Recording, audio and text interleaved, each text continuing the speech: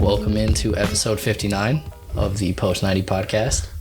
Yes, sir. We are fresh off the CCL game in Connecticut. Not fresh off, it was yesterday. We got some rest. We got some rest in between. Took some time to take the moment in, I would say. Soak it in, really. Yeah, soak in, how different it was the last time that we were at Rentschler, behind closed doors for COVID. It was a much different scene out there. This time, obviously, with the large Guatemalan population in Connecticut, which I've lived here. In Massachusetts, we learned. Yeah, I've lived here my whole life, and I had no clue that it was like that.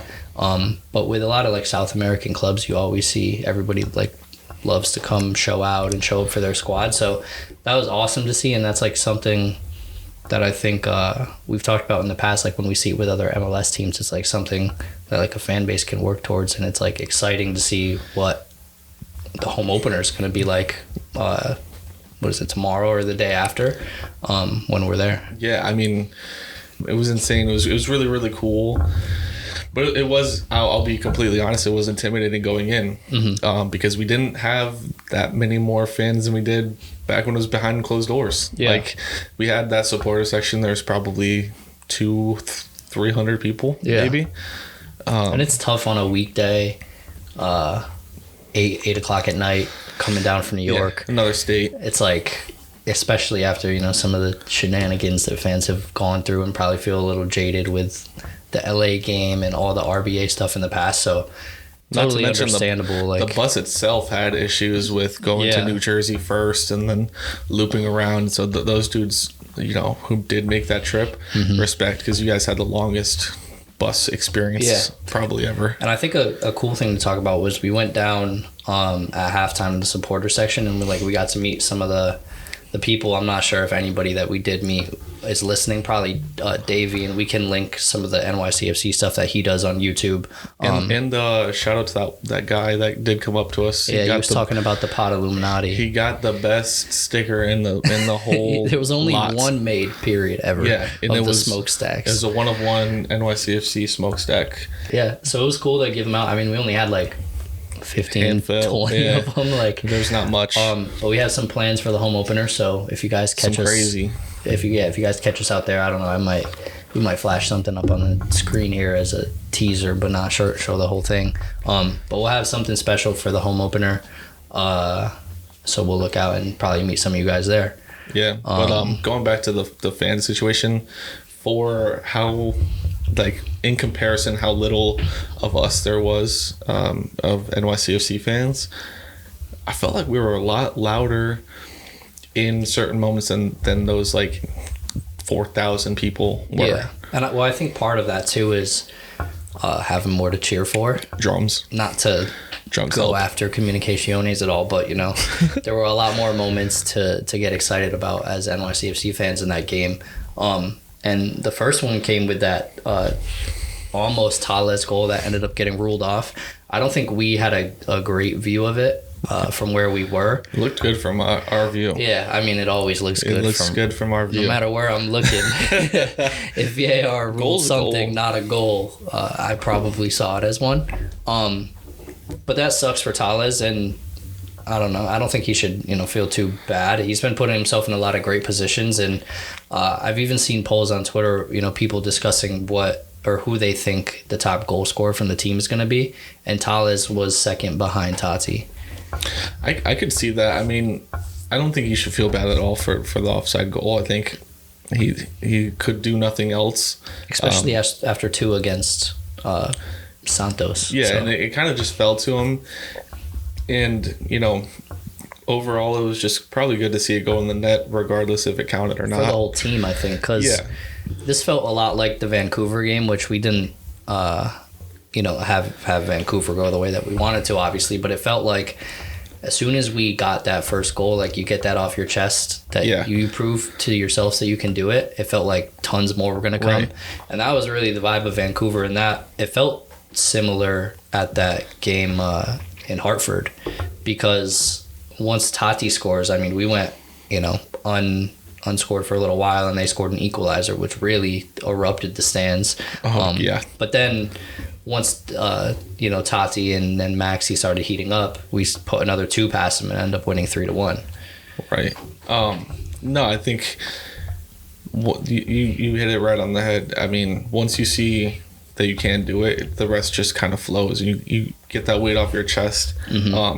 And that game could be a lot different had we just gone down 1-0. Yep. As opposed to having that goal. I think it could have got real ugly, because that, like, had they gone up 1-0 with those fans, it would have possibly gotten out of hand real quick. Yeah. But we had that confidence from the first goal. We just let it roll. And how important is it to get Taty going in like competitive minutes? I think that was like almost the premise of the whole chat that we were having with Davey during halftime, was like, because at that point Taty had scored, and we're like, it's so important to like get him going, and then he ends up being a part of both assists for the goals. And Maxi's was like pretty much an incredible fashion, and I'm not sure, at least in some of our friends group chats, we did not expect Moscoso to not have as much of an impact as he did on that game, because against Colorado it was like he was an animal. I think maybe a creature of the moment was what you saw, the penalty shootout with him versus Colorado, which was just like a crazy weather game, crazy game in general, fighting for your life type of thing.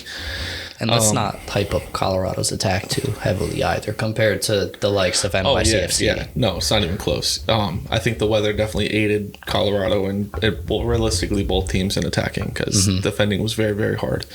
But yeah, I think you said it best, where we were watching Taty try Rabonas and overhead kicks. I mean, it's been every game, and we love Taty. Like, that'll never change. Yeah. But we were just like joking in like the go box. back to just like let it be simple, let it come to you, rather than trying so hard and forcing it. I think I said like get your first goal of the season before like you're hitting every. I think technically he did versus in the other CCL games, but that's true. For like in the MLS in the actual league, I would agree with that definitely 100%. Like, you got to score. I feel like we're not gonna go too long. Like if he doesn't score on Saturday, that would be like mind-blowing to me. Like, I mean, coming to the Bronx, and Ronny alluded to it too in the press conference that he did today. He's like, I think we lost like one game, maybe tied 1 or 2.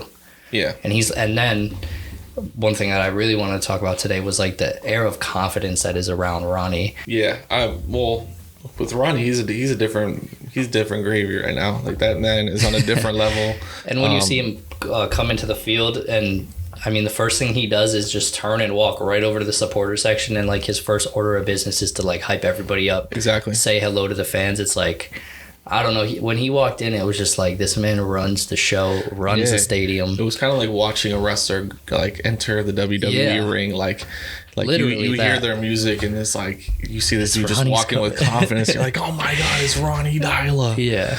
And then you have the troop of coaches following behind him too. It's like, I don't know. Yeah, I've got full confidence in that man. I'm happy that we got past that Ronny out phase. And I think another interesting soundbite from the press conference today was somebody asked him about the cup, and they were like, did you hear about the banner ceremony that they're going to do at Yankee Stadium? I did see that. And he was like, no, I didn't hear about it, but who cares? Yeah, he was like, I hope there's no players involved. Yeah. He was like, yeah, that was last year. I'm looking forward to this year. Yeah, so. Which is cool. And I don't know if you guys remember last season, we started the season slow. We were kind of wondering what was going to happen, and then we had a game in with our home opener, and we thumped Cincinnati 5-0. So I'm looking forward to something like that. R.I.P. to Gold Door. Put a free kick past him in that one. Yeah. Or maybe he scored a free kick and didn't even drive himself home. Yeah. He had Biaga drive him home. But yeah, and I think another thing to think about with the start of this MLS season is it's like a marathon, not a sprint. And we're like uniquely positioned, I guess not that unique when you see some of the dominance that the MLS is suddenly having in the CCL, which has never happened in history. But we're in a unique position, and as all the MLS clubs are, to be the first team, the first MLS team in history to win the CCL. And I think I'm from the camp, and you can chime in too, that, I would never ever say that we should be like throwing the MLS season, but positioning ourselves and focusing more on the CCL than the first, few weeks of the MLS to me makes the most sense, because there's only going to be one first team ever, and there's only going to be one chance to get hardware, with in Taty the current on the team as well. Taty, with the best chance that you have. So I think it makes the most sense to position ourselves well in the CCL, and we got 30 more games in the MLS. Not to throw it, but you look at the start of last season. We really didn't pick up till the end, anyways. It's every year. So we're a slow start team. At the end of the day, not to say I don't care about the results, because obviously, when we lose, I do go to bed upset. Yeah. I do not want to sleep. And life's been good for a while. For what is it, 4 months now? Right. It's crazy how different the world shines when NYCFC hasn't lost a game since October or something. I snore a little harder, but in terms of the beginning of the season, I look at it with a grain of salt now that I know Ronny's approach, at least the way that I know his approach. And so I think that we should focus on the CCL. I think we should focus on getting Taty another piece of silverware to boost his value and to boost where he ends up, because he deserves better than the team's floated at the moment. Yeah. And I think I was going to ask you the question, but I'll kind of answer it myself. If it goes towards an all MLS semifinal, I think we are by far the favorites. If it goes not that direction, I think we're by far the favorites. Yeah, I think more so if it goes not that direction, I feel more comfortable.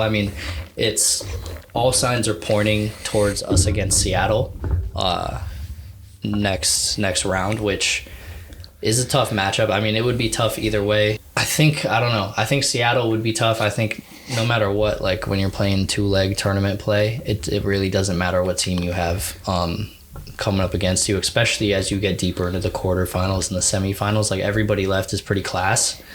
So we just have to stay on top of our game and trust in the boys and Ronny to do what they do best. Yeah. I know we stopped kind of going into the next matchup, because we like to talk with people before the game. We saw a team that can score goals in a different formation. Do you think going forward that we stick with that, or would you personally change it? I'm not sure. I think regardless if Tavon's back or not. Yeah, I think we're seeing a lot of different things from Ronny this year. When it comes to making substitutions, as early as the 60th minute and 60th to 70th minute, that was extremely out of the ordinary and stuff that people had the most issues with last season, despite the success. And then, even switching up formations, that's not something that we typically saw often from Ronny, switching things up based on what an opponent looks like. He kind of just wanted to play his way, and the other teams had to deal with it. So, yeah, I think if it's if he believes it's the right thing for the team ahead of us, I'm with him and what he thinks. The 5 in the back was really cool. I feel we had a lot of movement and a lot of space. I saw tactical human beings on Twitter, whether that be from the MLS or from the MLS camp, in the dudes that break down MLS tactics, or the guys who just focus on NYCFC. Yep. Kind of hating on the 5 in the back. And hating on the fact that there's a lot of spacing behind. It looked disjointed. I would say that it was the first time we've played that in a game in a long time.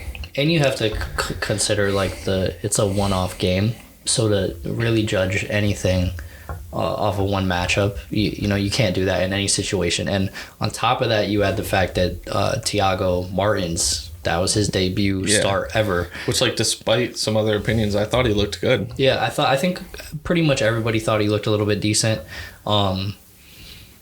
Besides that hospital pass from Chanel that went out of bounds, I would say unless we do start 5 in the back, I'm not sure how he does break into the lineup though. I'm not starting him over Chanel or Collins unless it's the paciest man alive up top against us on the other team. Martins doesn't break into the 11, unfortunately. Yeah, unless we decide to not go with a 5 in the back and we do play him as a right back, I don't think he will start. But in my opinion, that team looked good. I don't think that there's many teams in the MLS, if any, that can actually keep up with that team offensively. And I think they did well enough to stop the defensive problems. Yeah. And we'll get better as time goes. That's what we've proven every year, regardless of really who's been in charge and regardless of the players that we've had. You get into form and into, mid-season where you're doing what you do, and we look better. So there's room to grow, and there's a lot to look forward to, I think, especially with the home opener. It looks like it's going to be a snow bowl. So that's cool. If it's not rain, I'm cool. I would much rather take the snow. Yeah, snow is way better than rain. And that's a cool vibe to have it be all snowy and stuff. I love when games are like that. So that's what we're looking forward to. Yeah, we're going to be there in some capacity. We're kind of waiting to see what capacity that is, but we're definitely going to be there in the building and outside of the building beforehand. And watching W. Yeah. I'll put it on camera. Yeah. If it's snow, do you think we have to wear the orange? With the orange ball? It's going to be an orange ball game. If it's snowing. I'm with it. I mean, I have to buy something orange. I'm going to buy the hoodie. We're going to be robots. We're going to be matching. Let's not waffle. We just paid all of our bills, and I just know that all of the money in my account doesn't matter anymore. So I'm going into the stadium with that knowledge. Yeah. The cards are going to get swiped. So we'll see you guys there. Look out for some things that we'll have to potentially share with you physically in the stadium. Some funny way to put it, but go off. And we'll see you guys there. We'll see you guys next week. Peace.